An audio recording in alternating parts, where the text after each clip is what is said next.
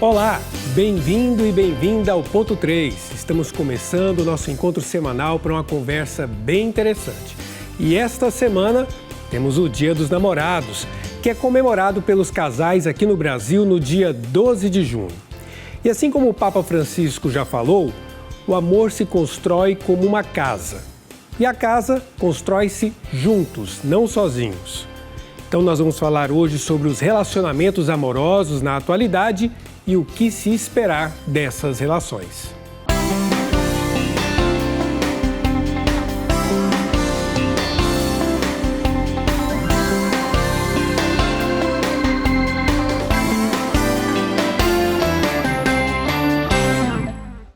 E para falar a respeito desse tema, que com certeza muita gente em casa fica interessado, falar do Dia dos Namorados, nós recebemos aqui no Ponto 3 o casal de coordenadores da Pastoral Familiar na Arquidiocese de Goiânia, a Adriana Risse Gomes e o Nil Carvalho Cardoso.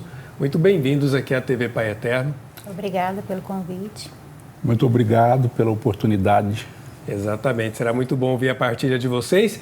E também com a gente o administrador paroquial da paróquia Nossa Senhora da Penha, aqui em Goiânia, o padre Magno Valim Macena. Padre Magno, bem-vindo aqui ao Ponto 3. Obrigado, irmão Diego, é um prazer estar aqui.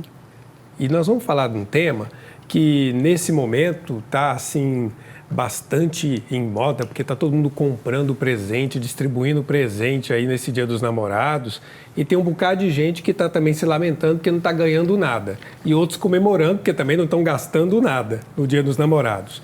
Mas é uma etapa importante da vida das famílias, da vida do casal, de quem está construindo a sua própria vida. E aí eu quero começar, Padre Magno, que o senhor falasse o que a igreja pensa a respeito deste assunto, namoro. Como é que a igreja orienta a juventude sobre o namorar? Então, o namorar é um período de conhecimento, mas também um período de discernimento. Por quê? O período de namoro é onde os dois, o casal ali, estão se conhecendo e também estão discernindo se é a pessoa certa mesmo e se a vocação é o matrimônio. Porque às vezes, quando não se faz esse discernimento, esse autoconhecimento um do outro, acaba com uma frustração futuramente, né? Então, por isso, é um tempo de construir, uma amizade sólida, uma confiança, se construir ali mesmo um compromisso entre os dois, para que futuramente, depois, quando receberem o sacramento, isso se torne um alicerce, a base dessa casa nova que será construída. O senhor usou uma palavra que muitas vezes as pessoas não prestam atenção: vocação. Tem que ter vocação para viver um bom matrimônio e, digamos, o namoro é um período de experiência vocacional. Exatamente.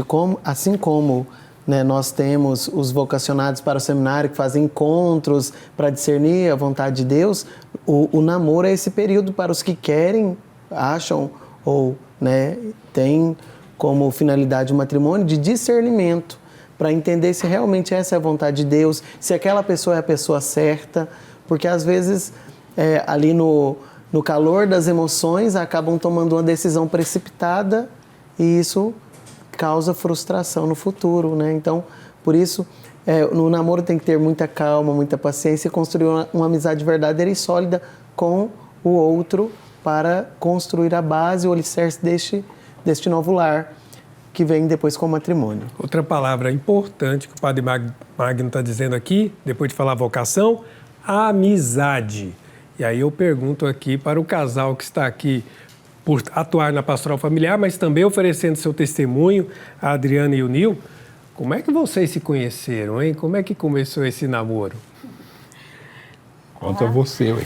Gosta que eu conto. É porque nós nos conhecemos na igreja, Participávamos de grupos de jovens diferentes, eu de um, ele de outro na paróquia.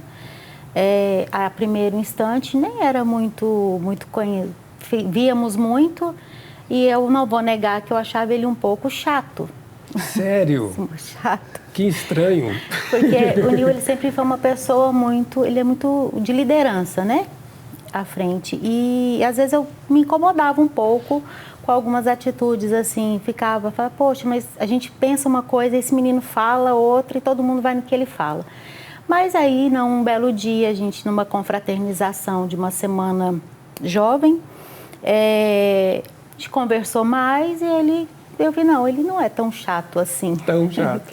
Aí, realmente, mas essa diferença é o que chamou a atenção mesmo. É interessante porque muitas vezes as pessoas pensam nas afinidades, mas também a diversidade, né, dos opostos que se atraem. Mas qual é a percepção que você tinha dela, Nil? A Adriana não, né? Ela ainda é muito diferente de mim. Né? A gente está caminhando para 24 anos de matrimônio e com o tempo a gente vai se assemelhando em algumas coisas, mas ela ainda é muito diferente de mim. Mas nessa diferença a gente se completa. Né? E como ela disse, lá naquele dia, lá naquela confraternização, a gente foi percebendo que a gente era diferente, mas complementava um ao outro. Né? E que era possível, está sendo possível até hoje. Mas vocês se conheceram nessa ocasião, começaram a conversar, você viu que ele não era tão chato assim, mas quando é que começou o namoro? Foi logo uns 2 finais de semana depois.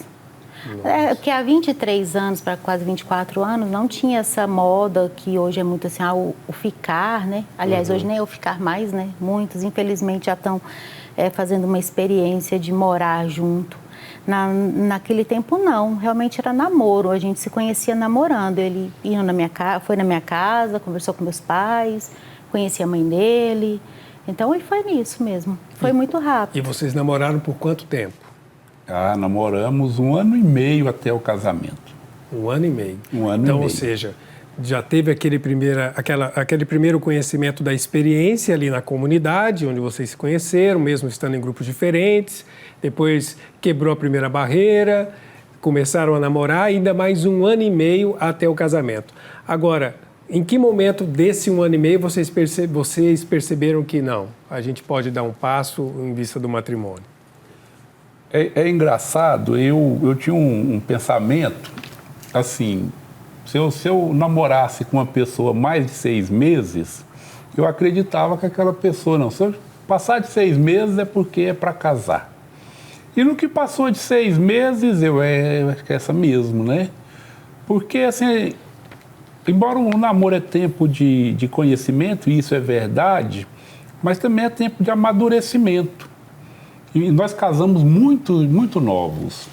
Só que com a idade que nós casamos há 23 anos atrás, pelo menos não só nós dois, mas éramos novos de idade, mas os jovens com 22, 23 anos naquele tempo já eram maduros o suficiente para tomar a decisão definitiva. Entendi. E você quer completar? Não, é porque é complicado colocar tempo. Eu acredito que foi realmente nesse conhecer, como o Padre Magno falou, e no dialogar, né? É o que a gente fala muito com os casais. O casal de namorado, ele tem que ver no outro, se imaginando velhinho, né? Sem beleza nenhuma, sem vigor nenhum, né? Na sexualidade. Às vezes, sem o dinheiro para comprar aquele presente no Dia dos Namorados. E ainda se ver feliz com aquela pessoa. Então, assim, foi nesse amadurecer. Quando eu disse, ele é tão chato assim, é porque aí eu percebi, não, nós temos os mesmos objetivos, acreditamos no mesmo Deus, então dá para seguir. Realmente é só mesmo uma questão de cada um tinha uma forma de agir diferente um do outro. E agora eu vou contar a história que eu gosto sempre de recordar quando eu falo desse tema família, desse tema casais, que é a história dos meus avós. Né? Meu avô faleceu recentemente, aos 103 anos, viveu com a minha avó por 73 anos, até a morte dela, e eles não tiveram esse tempo de experiência. Né? Naquele tempo, nós estamos falando lá dos anos 30, 40 do século passado, o rapaz ele era noivo de muitas meninas. Mas o noivado naquele tempo era assim um desejo, não era nem um compromisso, era um desejo de, não, vou casar com a sua irmã, vou casar com a sua filha. Mas não tinha um compromisso efetivo. E meu avô nos contava que ele viu a minha avó numa festa, passando na janela, e falou com o amigo dele, uai, eu não sabia que você tinha uma irmã. Aí ele falou, uai, ela nunca sai de casa. Ele falou assim, pois eu vou casar com ela. E, de fato, no outro dia ele foi lá, conversou com o pai aceitou a proposta e um mês depois eles se casaram. E quando a gente conta essa história hoje, as pessoas pensam assim, isso não vai dar certo. E deu certo, 73 anos, 18 filhos. E a história aconteceu deles até o fim da vida, à noite, com as mãos assim juntas, rezando o terço. Mas eu sempre, quando penso nessa história aí, Padre Magno, quando o senhor falou de vocação, aí tem muito a ver com a minha história vocacional, a sua história vocacional e a história vocacional dos casais que dão certo. Que é olhar a eternidade. E a eternidade é o toque de Deus na nossa vida, né? E hoje as pessoas não pensam na eternidade, é enquanto dá certo. Exatamente. Hoje nós estamos numa onda do consumismo. Então a pessoa só me vale de alguma coisa enquanto ela é útil. Quando ela não é mais útil ou quando ela não supre aqueles desejos meus, eu descarto. Então, o matrimônio hoje entrou muito nessa linha também do consumismo, do materialismo da sociedade atual. Mas para a igreja ainda não é assim, né? O matrimônio é uma promessa de fidelidade e de estar com aquela pessoa em todos os momentos, até, como vai dizer no próprio rito, né? no consentimento, todos os dias da nossa vida, né? Um promete ao outro. E é isso que os jovens, né, que hoje estão namorando têm que pensar. Como o Nil disse, tem que ter maturidade para tomar uma decisão, porque é definitiva esta decisão, e lutar por ela todos os dias. E é nesse lutar por ela é que as pessoas fracassam, né? Porque eu não estou disposto a superar a dificuldade, né? É melhor eu desistir aqui na primeira dificuldade e buscar outra alternativa. Eu sempre digo para os casais, né, quando eu estou fazendo entrevista, e relembro isso no sacramento, né, do matrimônio, os casamentos, que se um está casando para ser feliz, ele pode parar ali, porque ninguém se casa para ser feliz. O casal é feliz, o outro estando feliz, né? Então, eu sempre digo, olha, para você ser feliz, né, primeiro a fulana tem que ser feliz, né? Então é assim, não é buscar a própria felicidade, como muitos buscam e a maioria das mídias, né, às vezes a sociedade prega. Eu tenho que buscar a minha felicidade. No matrimônio, nós temos que lembrar que, acima de tudo, o matrimônio é uma doação. Na verdade, não um matrimônio, né? O amor, primeiramente, o amor não é um conto de fadas. Uhum. O amor é uma escolha. Eu escolho amar alguém. E a partir daquela minha escolha, aquela minha decisão de amar alguém, eu tenho que me doar. E aí o se doar é fazer o outro feliz. E aí o matrimônio parte disso, né? Já deve começar no namoro, né? A doação de um para o outro no sentido de querer ajudar o outro a crescer, a se aproximar de Deus, né, buscar uma vida de santidade. Isso tem que prevalecer no matrimônio. Agora, a gente percebe que quando se fala no relacionamento afetivo, no namoro, ele não está sendo colocado dentro de um projeto de vida, mas de um final de semana, às vezes, mas de um momento de prazer, de uma companhia e que em algum momento vai acabar. E aí nós estamos ouvindo aqui uma proposta que ela é para uma vida inteira e que às vezes as pessoas não estão preparadas para isso.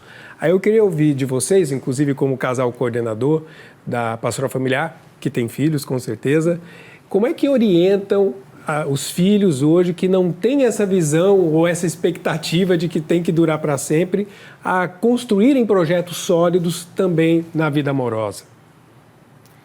Olha, nós orientamos nós temos um casal de filhos, né? A Ana Carolina e o Matheus. E assim como eles, para eles, como também para os outros casais que a gente acaba acompanhando, né? E as paróquias também, onde tem pastoral familiar, é orientada a isso. A realmente fazer uma caminhada de profunda reflexão, né? Aquela questão da vocação, que foi falado já aqui, ela é importante. É você sentir que foi chamado por Deus a seguir essa vocação, a se doar a esse serviço, porque o matrimônio é um serviço, né? Eu estou a serviço do Nil, o Nil está a meu serviço. E aí observar nessa pessoa ele quer essa mesma coisa que eu, né? Essa coisa é estranha, né? Mas ele quer esse mesmo projeto que eu, ele quer o projeto de Deus também, como eu quero. Se vê que não, então conversa para ver se essa pessoa ela tem capacidade de amadurecer. Se não, é melhor realmente cada um seguir o seu caminho, porque o seu José ou a sua Maria ainda não é aquele, né? Então é isso, realmente é um caminhar de reflexão, em oração, né? E não simplesmente nos desejos, nas vontades, né? Projetar coisas materiais. Isso é consequência, né? do matrimônio. Tem uma imagem do Papa Francisco também a respeito do matrimônio que eu gosto muito, que não sei se é exatamente dessa forma, mas ele fala que tem hora que os pratos podem cair, quebrar, discussão, mas depois alguém tem que ir lá recolher isso, né, para poder colocar tudo no lugar. Como é que é isso no relacionamento de vocês? Porque você até falou, ele parece um pouco chato lá no tempo do namoro, mas isso é história. Como é que vocês superam as dificuldades para poder essa história continuar? Acho que a base de tudo, antes de mais nada, o respeito, né, que tem que vir desde o namoro, e o diálogo. Tem seus momentos de dificuldade, né? O matrimônio, ele não acontece por si só, como já dito, ele depende do esforço de cada um. O esforço em dialogar, mas também o esforço de silenciar. E assim a gente vai colocando as coisas no lugar. Né?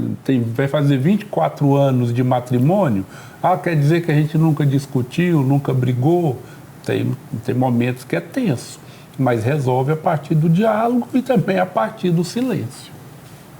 O silêncio é uma virtude, né? É uma virtude. É aquilo, de repente tem momentos em que eu tenho que me calar e há momentos que eu tenho que falar, assim e vice-versa. É isso que o Nil falou mesmo.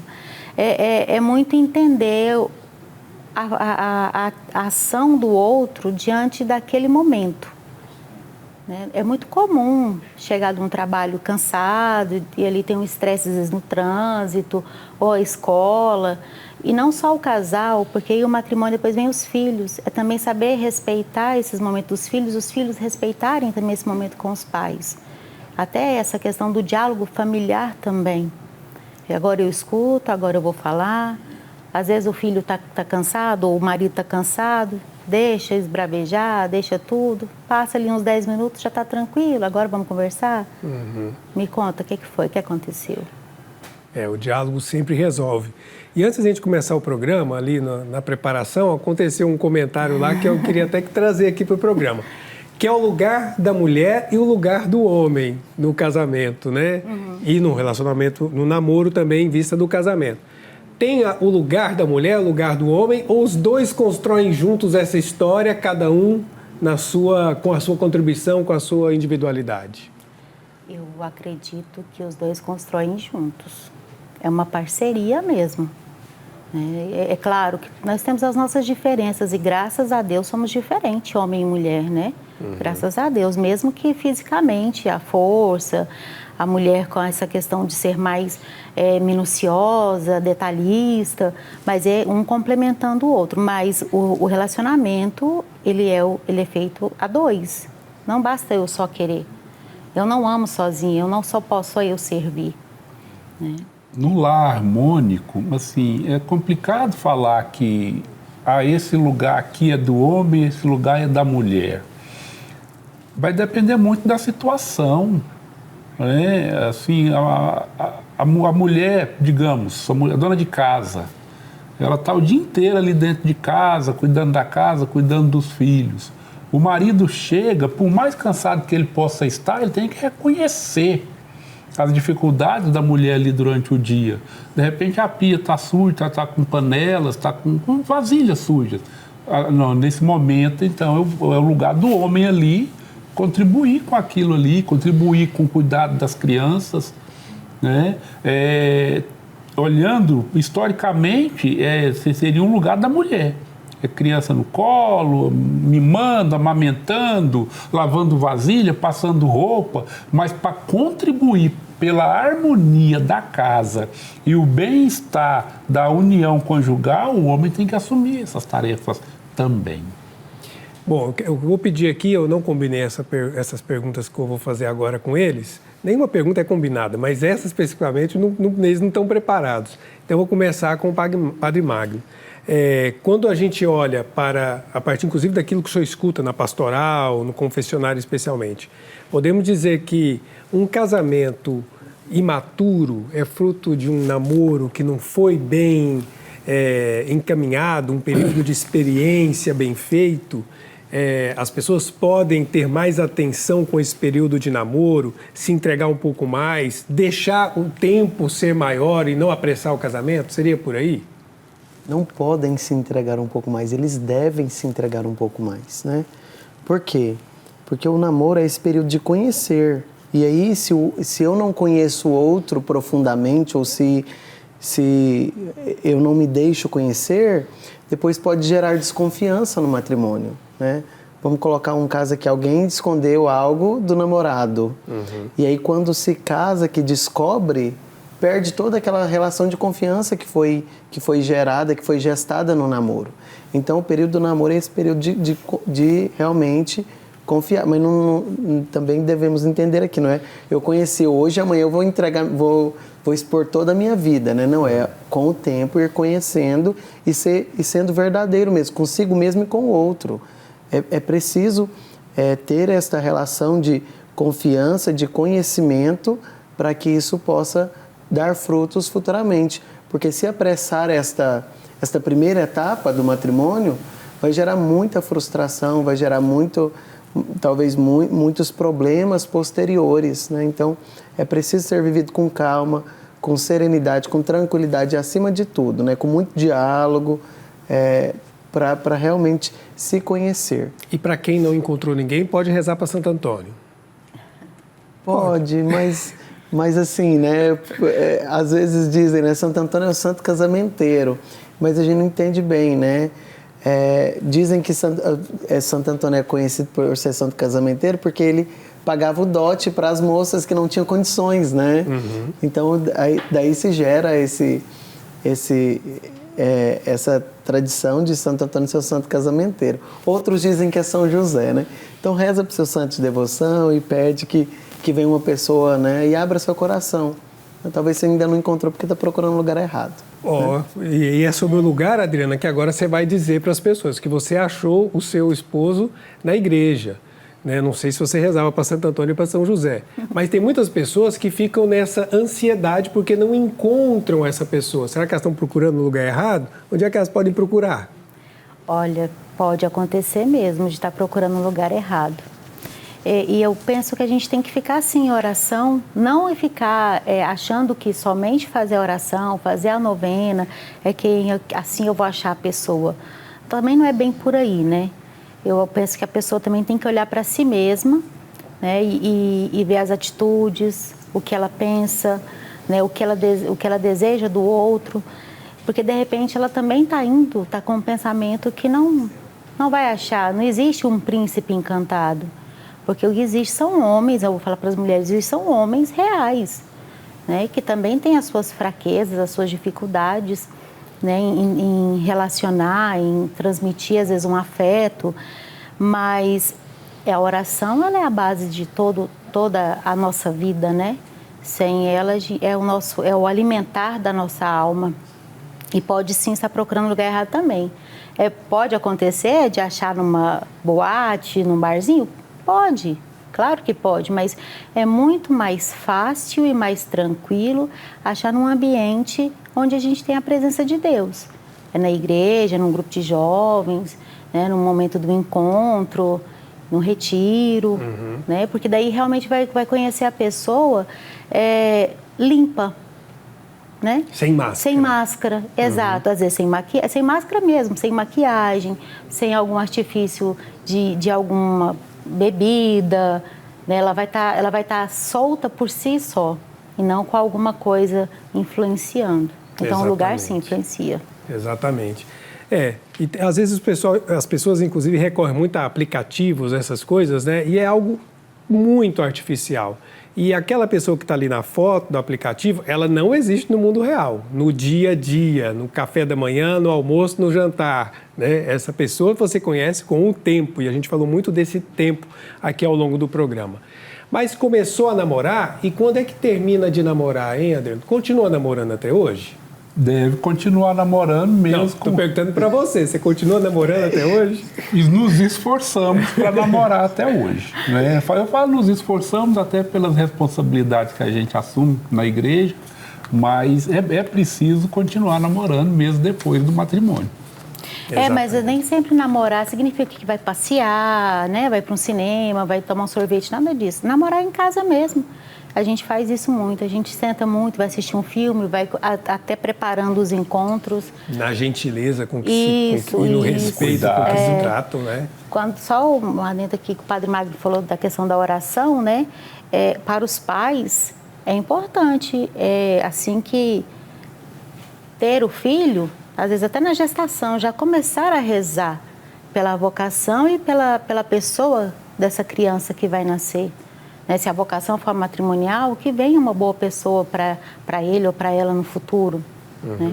Então, é bom que os pais também comecem a pensar nisso, a colocar os filhos em oração, mesmo antes deles saberem quais são elas, né? Quais são as vocações deles. Bom, eu quero agradecer aqui ao testemunho da Adriana Risse e do Nil Carvalho, que é o casal coordenador da Pastoral Familiar na Arquidiocese de Goiânia, que falaram aqui do trabalho pastoral que eles fazem, mas também do testemunho de vida no tempo de namorados, mas também casados e namorando até hoje. Muito obrigado pela presença, pelo testemunho. Que a Sagrada Família abençoe vocês. Amém. Obrigado também ao Padre Magno Valim Macena, administrador paroquial da Paróquia Nossa Senhora da Penha. Muito obrigado pela participação. Obrigado, irmão. E obrigado a você que acompanhou o Ponto 3 hoje. Até a próxima.